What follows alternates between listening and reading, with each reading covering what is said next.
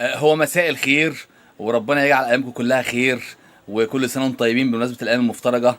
وادعوا لي ربنا يشفيني لان عيان جدا ولابس الدولاب كله وبرضه بترعش.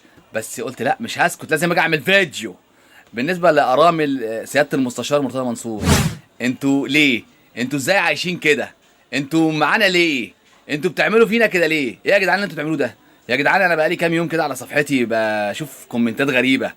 ولا يوم من ايامك يا سياده المستشار غاب الاسد فالقط مش عارف بيلعب ايه والفار بمناسبه ايه؟ يعني انت حافظ مش فاهم وقلنا ماشي، ما بتشوفش؟ انت اللي بتحب مرتضى منصور ما بتحسش؟ يعني ما عندكش احساس كده؟ ما عندكش تفريق؟ الراجل ده كان مضيعنا، وفي الاخر جه حسين لبيب اللي انا والله ما اعرفه، عشان عارف هلاقي هادي يقول لك انت بتقبض منه نيله و60 نيله ولا قبض ولا نيله.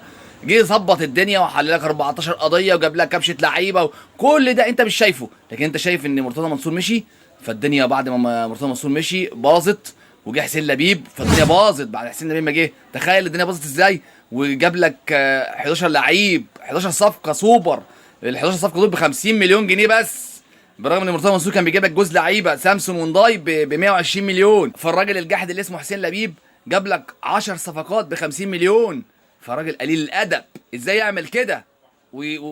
وعاش الوحش مرتضى منصور، الراجل اللي جه يضيع النادي اللي كان عليه 14 قضيه قيد، والقيد كان مقفول، فجه الراجل الجاحد فكهم.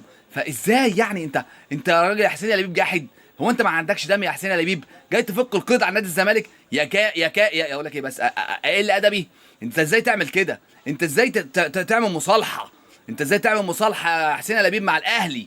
انت بص هتضيعنا يا حسين يا لبيب، وهو ده فكرهم. خلاص انت انتظروا بقى منه فيديو طويل، ده انا هوريهم. انا بصراحه تعبت وطفح الكيل يا جدعان. اشترك بقى في القناه، فعل الجرس، واستنى بقى في فيديو طويل هسرد لك حوارات بنت لذينه على الناس اللي احنا عايشين معاهم دول. المفروض يعيشوا على ناشونال جيوغرافيك، والله العظيم المفروض يعيشوا على ناشونال جيوغرافيك. انا ما اعرفش عايشين معانا ازاي وقاعدين بيشتموا وخلاص. يلا يا عم اشترك في القناه. السلام عليكم.